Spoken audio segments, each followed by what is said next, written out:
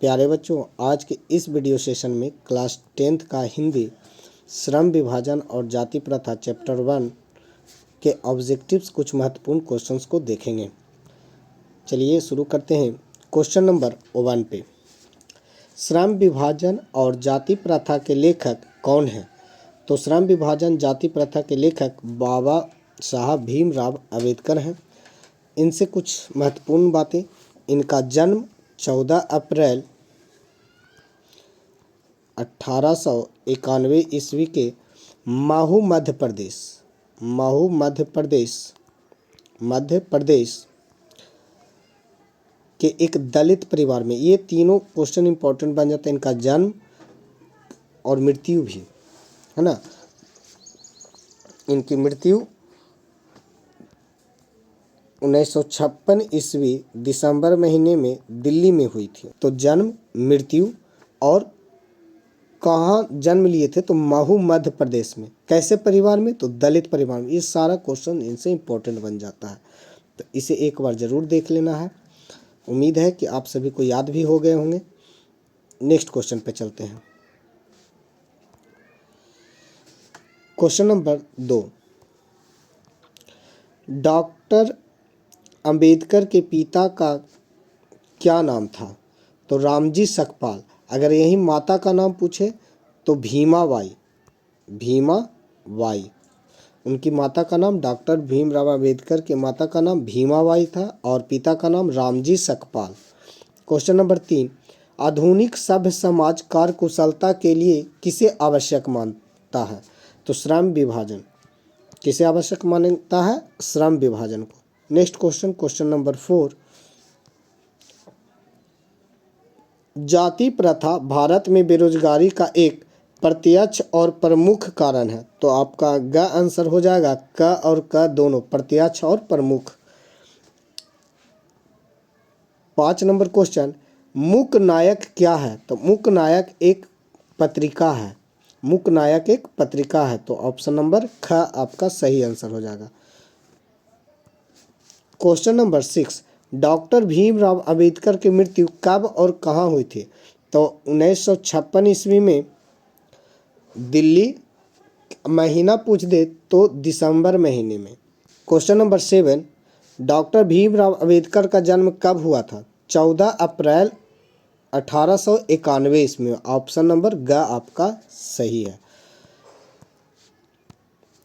Question number 8, Ambedkar की दृष्टि में भाईचारे का वास्तविक रूप कैसा होता है? तो अंबेडकर साहब के श्रम विभाजन और जाति प्रथा कहानी में निबंध है। ये निबंध में भाईचारे का वास्तविक रूप दूध और पानी के मिश्रण की तरह बताया है। तो दूध और पानी का मिश्रण आपका ख आंसर है। क्वेश्चन नंबर 9, भारतीय संविधान के निर्माण में महत्वपूर्ण भूमिका किसकी है? तो भीमराव अंबेडकर की। क्वेश्चन नंबर 10, सभ्य समाज की आवश्यकता है श्रम विभाजन को। ऑप्शन नंबर ख। क्वेश्चन नंबर 11, प्राथमिक शिक्षा प्राप्त करने के बाद अंबेडकर उच्च शिक्षा प्राप्त करने के लिए कहाँ गए? तो सबसे पहले इन्होंने न्यूयॉर्क यानी कि अमेरिका गए और उसके बाद फिर लंदन। ऑप्शन नंबर ग आपका सही है, न्यूयॉर्क। लंदन के बारे में दिया नहीं है, तो सबसे पहले इन्होंने न्यूयॉर्क यानी कि अमेरिका गए थे। क्वेश्चन नंबर 12, अंबेडकर चिंतन व रचनात्मक के लिए प्रेरक व्यक्ति थे? बुद्ध, हाँ। कबीर, सही। ज्योतिबा फुले, इनमें से सभी। अंबेडकर साहब के 3 प्रेरक व्यक्ति थे, एक बुद्ध, कबीर, दूसरा कबीर और तीसरा ज्योतिबा फुले। ये 3 प्रेरक व्यक्ति थे। तो आपका आंसर हो जाएगा इनमें से सभी। क्वेश्चन नंबर 13, जाति पाति तोड़क मंडल भाषण लाहौर में कब हुआ?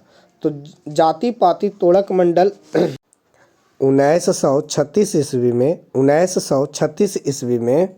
ईस्वी में भाषण के रूप में तैयार किया गया था, लेकिन इसकी क्रांतिकारी दृष्टि से आयोजकों की पूर्णतः सहमति न बन सकी और इसे स्थगित कर दिया गया। यानी कि इस भाषण को नहीं देने दिया गया था, ठीक है, तो रोक दिया गया था।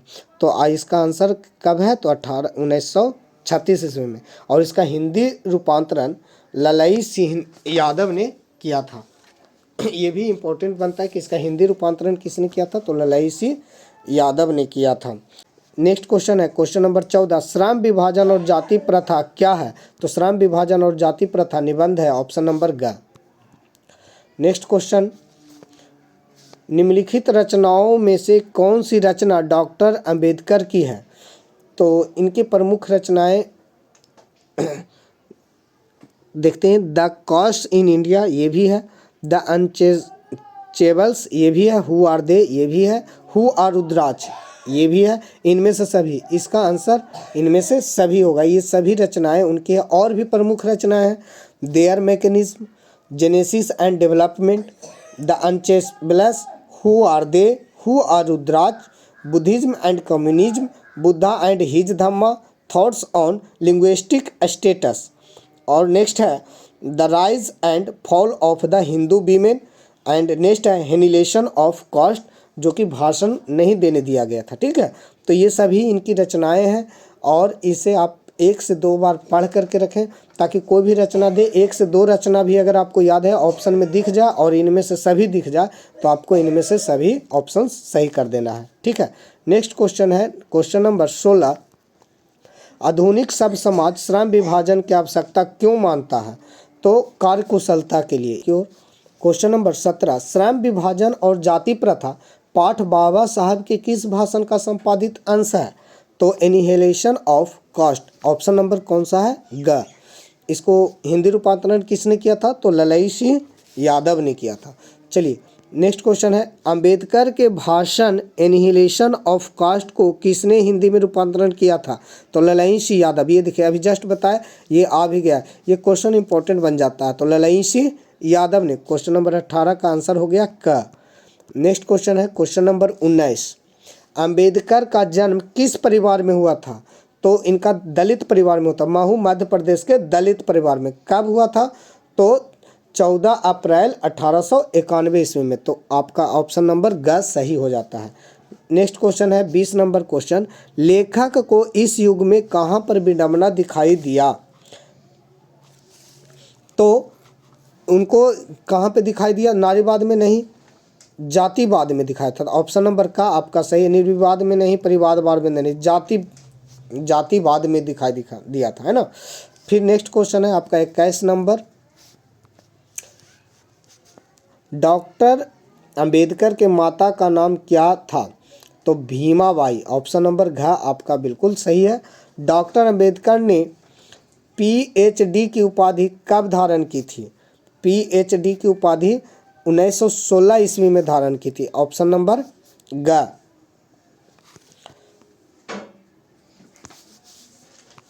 नेक्स्ट क्वेश्चन है क्वेश्चन 23, लेखक की दृष्टि में विडंबना की बात क्या है, लेखक की दृष्टि में विडंबना की बात जातिवाद के पोषक की कमी नहीं है, जातिवाद की पोषक की कमी नहीं है।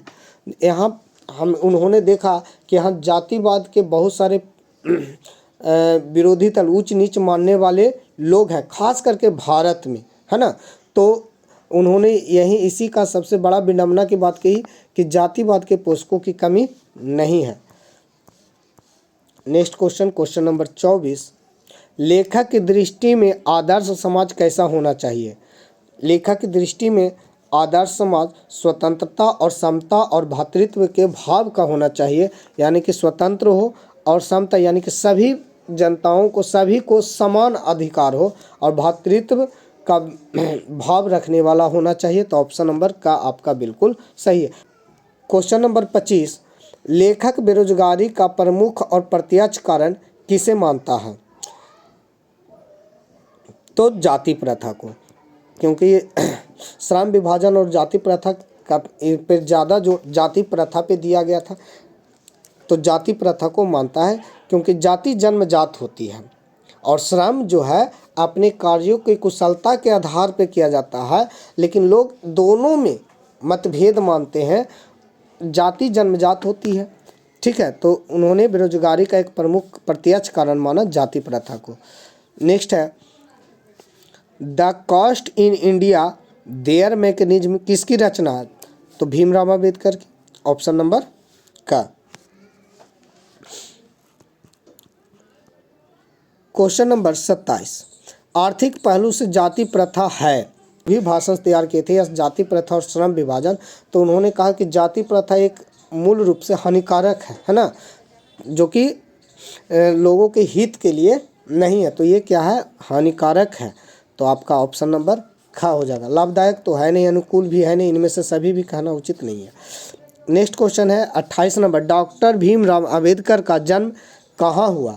तो महू मध्य प्रदेश में, ऑप्शन नंबर का आपका बिल्कुल सही है। क्वेश्चन नंबर 29, डॉक्टर अंबेडकर ने किस पत्रिका का संपादन किया? बहिष्कृत भारत। उनकी जो पत्रिका थी वह था बहिष्कृत भारत। तो ऑप्शन नंबर ग आपका बिल्कुल सही है।